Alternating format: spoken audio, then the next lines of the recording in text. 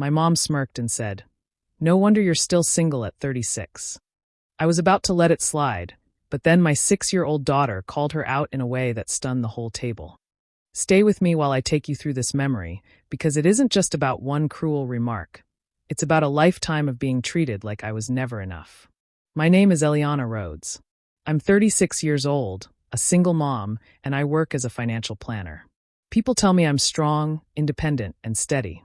But when it comes to my mother, Marjorie, I often feel like I'm still that timid girl at her kitchen table, waiting for her approval that never comes.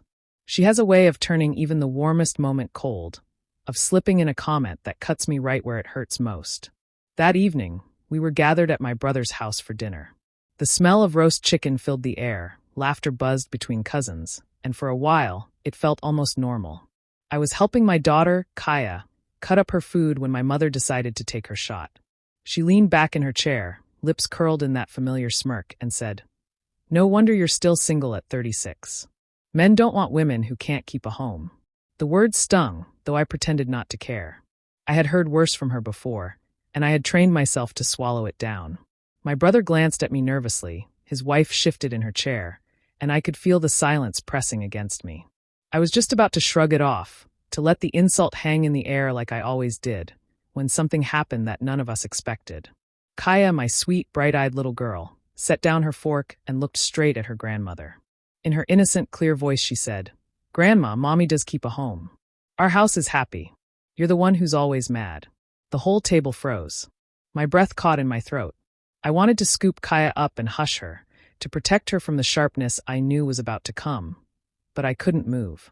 My mom's smile slipped just for a second, her eyes narrowing in surprise, maybe even embarrassment. My brother looked down at his plate, hiding a smirk of his own. My sister-in-law coughed into her napkin, trying not to laugh. For me, though, the moment was heavier than it looked. Kaya had spoken the truth I'd been too afraid to say. She had seen what I thought I was shielding her from, the constant criticisms, the bitterness, the way I was made to feel small in my own family. And hearing it from her tiny voice hit harder than all the years of insults I'd endured. I reached out and touched Kaya's hand under the table, my heart twisting with both pride and shame. Pride that she had stood up for me, shame that she had to. That night, I realized something important. If even my child could see it, maybe it was time I stopped pretending everything was fine. Growing up, I learned very early that love in my family didn't come freely. My mom, Marjorie, always had her eyes and her heart set on my younger brother, Darren. He was the golden child, the one who could do no wrong. If he brought home a bad grade, she'd laugh and say, "Oh, boys will be boys." If I brought home a B instead of an A, she'd sigh dramatically, roll her eyes, and remind me how I was supposed to set an example. I remember sitting at the kitchen table, watching her cut Darren's toast into perfect little triangles, while mine was always tossed on a plate without a word. It wasn't about the toast, of course. It was about the way she poured her attention into him and saved only criticism for me. I was the afterthought in my own home, and I got used to that quiet ache. When I became a teenager, the pressure shifted. My mother started watching the boys I talked to and made comments that chipped away at me. "Don't waste time on him," she'd say. "He'll never want a girl like you." Or worse, "If you don't put yourself out there, you'll end up alone, and no one wants that." I was only 16, but the way she said it made me believe that being single was some kind of shameful failure. So I dated the boys she approved of, the ones she said looked like husband material. Of course, none of them lasted. They didn't respect me, and I didn't even like half of them. But I stayed because I thought maybe if one of them worked out, she'd finally smile at me the way she smiled at Darren. When those relationships fell apart, I was the one she blamed. "You're too picky. You don't know how to keep a man. You'll never be happy if you keep acting like this." Each word etched itself into me, and for years I carried the belief that maybe she was right. Then came Victor Malone. At first, I thought he was different, charming, funny, someone who seemed to see me for more than what my mother said I wasn't. For a while, I felt like I'd finally broken free of her voice in my head. But when I found out he had been cheating on me, the ground beneath me cracked open. I thought, at the very least, my mother would stand beside me. Instead, she leaned on her old refrain. "Maybe if you tried harder, he wouldn't have looked elsewhere." I can still feel the sting of that betrayal. It wasn't just Victor who broke me. It was the way my own mother excused him, the way she turned his betrayal into my fault. That moment told me everything I had been trying not to see. No matter what I did, she was never going to be on my side. So I learned to stay quiet, to smile when she mocked me, to nod when she dismissed me, and to swallow down the anger that boiled in my chest. I told myself keeping the peace was more important than being heard. But every word she spoke, every slight glance, every comparison to Darren left its mark. By the time I was grown, the pattern was set. Her approval dangled just out of reach, and I was too tired to keep chasing it. The air around the table was already tense from my mother's sharp remark, but what happened next shifted everything. Kaya, with her little hands folded neatly beside her plate, suddenly spoke up again. "Grandma," she said in her clear, sweet voice, "you told Aunt Linda that Mommy works too much, and that's why nobody loves her. But that's not true. Mommy loves me every day." The words landed like stones dropped into a still pond. Forks clinked against plates, the chatter died instantly, and all eyes turned toward my daughter. My heart pounded in my chest. I hadn't even known Kaya overheard something like that. I stared at her, stunned, while my mother's face froze in a mixture of shock and irritation. Marjorie quickly forced a laugh, waving her hand as if Kaya's words were nothing. "Kids make things up.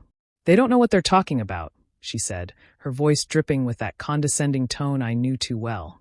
But no one laughed with her. My brother looked uneasy, shifting in his seat. My sister-in-law avoided eye contact, pretending to busy herself with pouring water. Even Darren's teenage son stopped chewing for a moment, glancing between us like he knew something important had just happened. I looked at Kaya, her innocent face full of certainty, and something inside me cracked. She wasn't confused. She wasn't lying. She had heard it, processed it, and decided to defend me in the only way a 6-year-old could.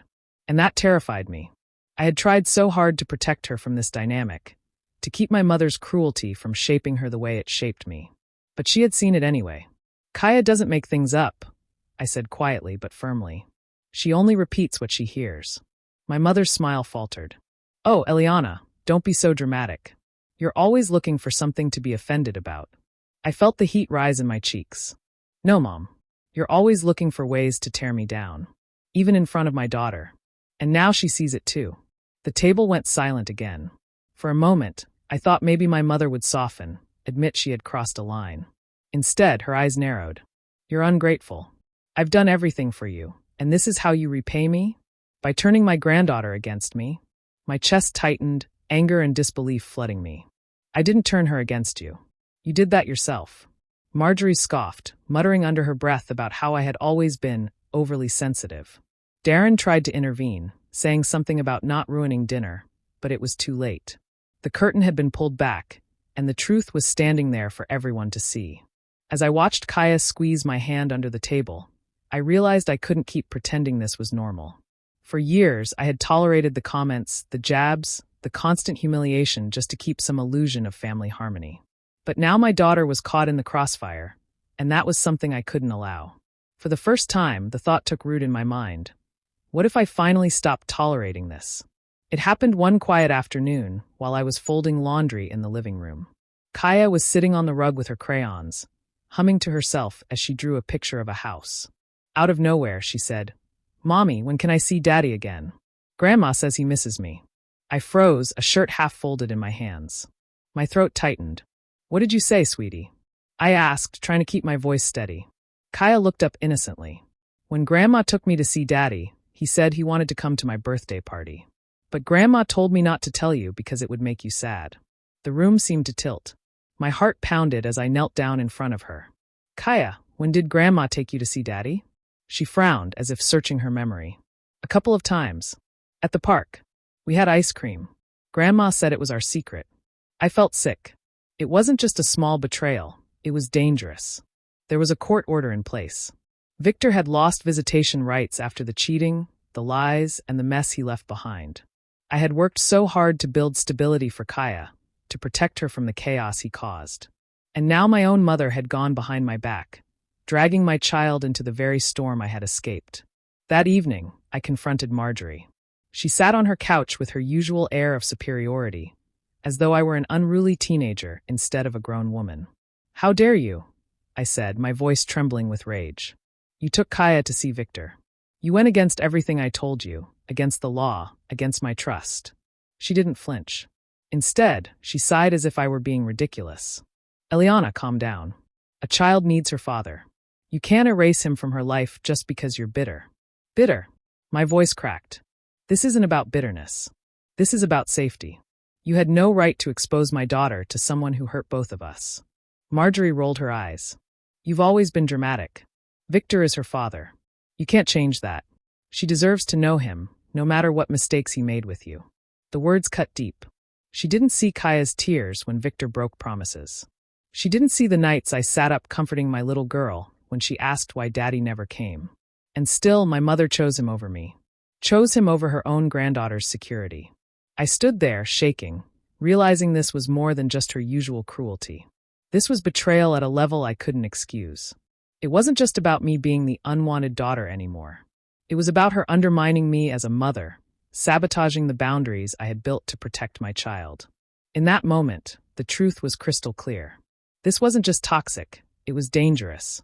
And if I didn't put a stop to it, Kaya would grow up tangled in the same poisonous web that had trapped me all my life. After learning the truth, I couldn't rest. Every word Kaya had said replayed in my head. Her tiny voice describing those secret visits, the ice cream, the way Grandma told her to keep it quiet.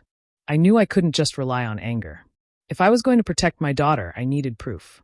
Something solid that no one could twist against me. So I started paying closer attention. When Kaya talked about her days, I wrote everything down in a notebook I kept hidden in my dresser drawer. Little things that seemed small on their own. Mentions of car rides with Grandma that didn't match the times Marjorie claimed she was babysitting. Kaya talking about Victor's new dog that I had never told her about. Each piece felt like another puzzle piece sliding into place. One afternoon, Kaya came home with a crumpled receipt in her backpack. It was from an ice cream parlor across town, dated from a weekend I knew she had been with my mother. My hands shook as I unfolded it. Proof. I tucked it into an envelope along with my notes, knowing that sooner or later I might need it. The more I uncovered, the heavier it became to carry. Some nights, after Kaya went to bed, I sat in the kitchen with my head in my hands, fighting back sobs. Part of me wanted to storm into my mother's house, throw the evidence in her face, and demand she admit what she had done. But another part of me knew that would only make her dig in deeper. She had never admitted fault in her life. Why would she start now? The real question gnawed at me. Should I confront her and risk more chaos, or should I quietly protect Kaya and cut my mother out of her life altogether? Neither choice came easy. I still carried that old longing for approval, the child in me who wished her mother would just once put her arms around me and say, "I'm proud of you." But each time I thought of Kaya's trusting eyes, the answer grew clearer. My daughter needed safety more than I needed my mother's acceptance. One night, I broke down completely. I curled on the couch, silent tears soaking into a blanket, terrified of failing Kaya. I thought about all the times I had swallowed insults to keep the peace, all the times I had let my mother's words define me. But then I heard little footsteps, and Kaya padded into the room, clutching her stuffed rabbit. She climbed onto my lap and whispered, "Don't cry, Mommy. I love our home. You make it happy." Her words pierced through the fog of despair. I hugged her tightly, breathing in the scent of her hair, and realized she was my anchor. I couldn't let her grow up in the same cycle I had endured. That night, a quiet strength settled in me. The plan that began forming wasn't about revenge for revenge's sake. It was about survival. It was about finally choosing my daughter over my fear, and making sure my mother could never use her cruelty to hurt us again. The next family gathering was at Darren's house again. The table was full of roast beef, mashed potatoes, and chatter. I had already decided that if my mother tried to humiliate me, I wouldn't stay silent this time. I carried the envelope of evidence in my purse, heavy as a stone against my side. At first, everything was civil. Darren poured wine, the kids laughed in the living room, and for a moment, it almost felt like we were just a regular family. But it never lasted long with Marjorie. She leaned forward, eyeing me with that familiar smirk. "Eliana," she said loudly enough for everyone to hear, "maybe if you weren't so uptight, you wouldn't still be eating alone at 36. Men don't like women who act like accountants with feelings." A few chuckles rippled uncomfortably around the table. My stomach tightened, but I didn't shrink back. Instead, I set down my fork and looked her straight in the eye. "You really want to do this here, Mom?" The room went silent. Darren cleared his throat, sensing trouble. But before he could speak, I pulled the envelope from my purse. My hands didn't shake this time. I've stayed quiet for years, I said, my voice steady. But you've crossed lines I can't ignore anymore. I pulled out the receipt, laying it flat on the table. This is from the day you told me you were taking Kaya shopping. Instead, you took her to see Victor, against court orders. Gasps echoed. My sister-in-law's eyes widened. Darren frowned, trying to wave it off. Eliana, I'm sure Mom had good intentions. Good intentions? I cut him off, my voice rising. Kaya told me everything. She remembered the park, the ice cream, the secrets Grandma told her to keep. Do you have any idea how confusing that is for a 6-year-old? To be told to lie to her own mother? Marjorie's face hardened. A child deserves her father. You can't just erase him. I shook my head. No, what you did wasn't about Kaya. It was about control. It's always been about control. I turned to Darren. You think she only hurts me? Do you remember how she covered for you when you failed out of college, then told everyone I was the disappointment? Do you remember how she blamed me for Dad leaving, as if a 12-year-old girl could make a man walk out? Darren froze, his mouth opening and closing without words. The weight of my words hung in the air. My sister-in-law placed a hand on his arm, silently urging him not to defend our mother. For the first time, I saw something crack in Marjorie's expression. The smirk faltered. Her eyes darted around the table, searching for allies, but no one rushed to her defense. Not even Darren. I took a deep breath, my hands finally still. You've manipulated this family for years. But I won't let you manipulate my daughter. Not anymore. The silence that followed was louder than any shouting match. For once, my mother's power After slipped, that night, and everyone things could saw never her go for who back she to the way really they were. was. I knew what I had to do, even if it tore the fragile threads of family that had kept me tied to my mother for so long. The first step was the most important, Kaya. I told Marjorie, in no uncertain terms, that she would never again have unsupervised visits with my daughter. She tried to laugh it off at first, waving her hand as if I were being dramatic. Don't be ridiculous, Eliana. You can't keep a grandmother away from her grandchild. But I met her gaze with a steadiness she wasn't used to seeing in me. Watch me. From now on, if you want to see Kaya, it will be with me present. No exceptions. The look on her face was sharp enough to cut glass. She knew I meant it. For once, my words weren't empty threats. I had proof, I had resolve, and I had the will to protect my child. The next step was harder but necessary. For years, I had quietly paid some of my mother's bills, her phone, a portion of her utilities, even occasional loans that were never repaid. I told myself it was my duty, that helping her would keep the peace. But after what she'd done, I saw it for what it was. Another way she kept me under her thumb. So I cut it off. One by one, I called the companies, removed my name, and stopped the transfers. When she realized, her voice rang through the phone like a whip. You selfish, ungrateful girl. After all I've done for you, you're leaving me to fend for myself. I didn't shout back. My voice was calm. You're capable of taking care of yourself. I won't keep enabling you while you undermine me. The relatives started noticing the shift. Marjorie's carefully crafted image of the selfless, long-suffering mother began to crumble. At family gatherings, she still tried to paint me as the villain, but her words didn't land the way they once did. People had seen the cracks. They had heard Kaya's innocent truth, they had watched me stand my ground, and they couldn't unsee it. Even Darren, the golden child, finally spoke up. One evening after dinner, he pulled me aside, his voice low and heavy. You're braver than me. She did things to me too. Made me feel like I was only worth something if I performed the way she wanted. I never had the guts to say it out loud. Hearing that stunned me. For years I had believed he was untouched by her games, shielded by her favoritism. But now I realized he too had carried his own scars. He had just hidden them better. Marjorie, of course, couldn't accept any of it. She lashed out more than ever, calling me selfish, cruel, even ungrateful. But the words no longer cut the way they used to. Each insult bounced off the armor I had finally built. For the first time in my life, I wasn't the little girl at her table waiting for her approval. I was a mother protecting her child. And I wasn't going to waver. The first real step of revenge wasn't dramatic. It was quiet paperwork, carefully done. I went to my lawyer and explained everything. Kaya's words, the receipts, the secret meetings with Victor. My lawyer nodded gravely, and within days, the custody rules were legally reinforced. The documents left no room for loopholes. If Marjorie tried to sneak Kaya to Victor again, she'd face legal consequences. I thought she'd back down after that, but Victor made his own mistake. He tried to call me late one night, his voice full of fake charm. Eliana, don't keep Kaya from me. Your mother understands what's best. What he didn't know was that the call was being logged, just like every attempt he made to push against the boundaries of the court order. I sent the records straight to my lawyer.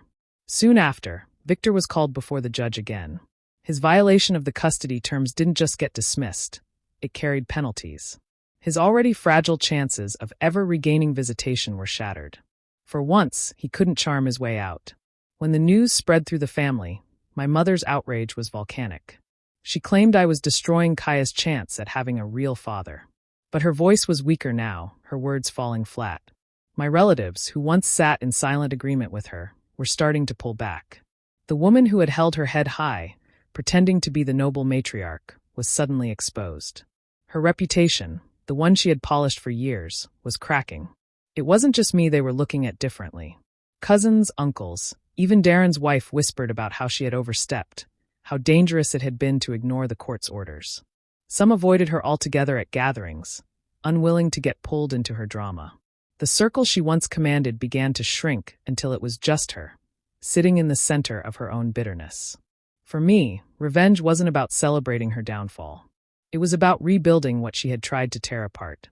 I threw myself into my work, taking on new clients, finally giving myself credit for the career I had built without anyone's help. I made evenings with Kaya sacred. Dinners at our little table, bedtime stories, laughter that filled the walls of our home. Each moment was a reminder that we were free of the weight my mother had tried to place on us. The justice I delivered wasn't loud or flashy. It was slow, methodical, like pulling weeds from a garden. Every boundary enforced, every lie exposed, every tie carefully cut was another step toward a healthier life for me and my daughter. My mother's isolation wasn't something I gloated over. But there was a quiet satisfaction in knowing that, for once, her cruelty had caught up with her. She couldn't twist the story anymore. She couldn't paint herself as the victim. The revenge wasn't fire and fury, it was peace. And peace, I realized, was the sweetest justice of all.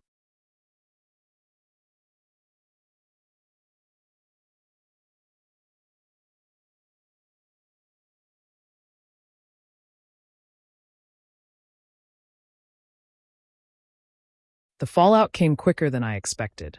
My phone rang one Sunday morning, and when I answered, my mother's voice came through sharp and heavy with accusation. You've ruined this family, Eliana. Do you understand that? You've turned everyone against me, and for what?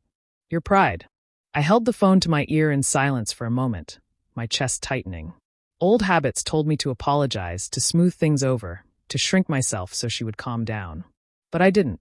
Not this time. No, Mom, I said finally, steadying my voice. I didn't ruin the family. You did. Years of lies, of picking favorites, of tearing me down. That's what ruined us. She scoffed, her words like venom. You're selfish. Everything I've done for this family. And now you're cutting me off, parading me like a monster in front of everyone. You're no better than your father, walking away and leaving me alone. That jab cut deep, but I didn't let her hear my hurt. I'm not walking away. I'm protecting my daughter. And if that means you feel alone, that's on you, not me.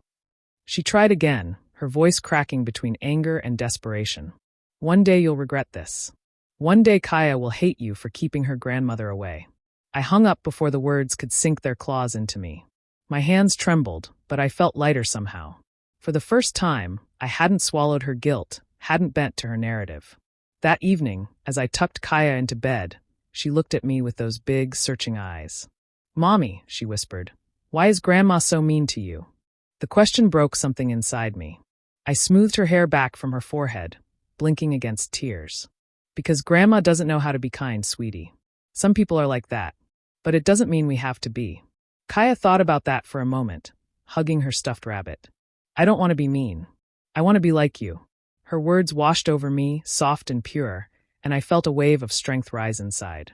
For years, I had been caught in my mother's shadow, chasing approval that never came. But Kaya wasn't caught there. She was watching me, learning from me, shaping her understanding of love and respect from what I chose to show her. And in that moment, I understood the truth. Holding the line wasn't just about keeping boundaries. It was about breaking a cycle that had lasted generations. My mother's approval no longer mattered. What mattered was Kaya's safety, Kaya's trust, and the world I was building for her. A world where love wasn't conditional, where she didn't have to earn kindness, where she would never feel small at her own dinner table. It was emotional. It was painful. But it was also empowering. I had finally chosen my daughter over my mother. And that, I realized, was the only approval I would ever need. Marjorie showed up uninvited one gray afternoon, her voice already raised before I even opened the door. "Eliana, I have every right to see my granddaughter. You can't keep her from me. She's my blood." I stood in the doorway, Kaya playing quietly behind me, and took a steady breath. "You can see her," I said evenly, "but only if you can treat me with respect and follow the boundaries I've set. No more backstabbing, no more sneaking around, and no more playing the victim when you're caught." Her face hardened, lips pressed into a thin line. "So that's it? You expect me to grovel just to see my own granddaughter?" "No," I replied, my voice calm but firm. "I expect you to change. For her sake. For mine." For a second, I thought I saw something flicker in her eyes, maybe guilt, maybe fear. But then she scoffed, turning on her heel. "You'll regret this. She'll grow up and see how cruel you were, keeping her from me." She stormed off, her words echoing down the hall. But for once, I didn't feel small or broken. I closed the door gently, almost relieved. Later that week, at another family gathering, Darren approached me quietly. For years, he had been Mom's golden child, the one she defended and protected. But now his voice was low and sincere. "Eliana, I saw what you did. And I think you were right. Mom's hurt me too, just in different ways. I was too scared to admit it. But seeing you stand up to her, it made me realize I don't have to keep pretending." His words lifted something heavy off my shoulders. For the first time, it felt like the family dynamic was shifting. Not in a loud explosion, but in a quiet, steady turning of the tide. That night, when the house was still and the world felt far away, Kaya and I curled up on the couch together. She was in her pajamas, clutching her stuffed rabbit, her little head resting on my arm. We watched her favorite cartoon, the flicker of colors lighting up her innocent smile. "Mommy," she whispered, "we're safe now, right?" I kissed the top of her head, my heart aching and full at the same time. "Yes, baby. We're safe. Always." In the silence that followed, I realized something important. My revenge hadn't been about destroying my mother or making her suffer. That kind of victory would have left me hollow. The real triumph was here, in this small, warm living room, with my daughter beside me, free from manipulation, free from the chains of generations before us. I hadn't just stood up to my mother. I had broken the cycle. And as Kaya drifted off to sleep, safe in the arms of love that would never waver, I knew that was the quietest and greatest victory of all. Do you believe Eliana made the right choice by cutting her mother off? Or should she have given her one more chance to change? Share your thoughts in the comments. I'd love to hear your perspective. And if you enjoy stories like this, don't forget to subscribe and hit the notification bell so you're always updated with the next one.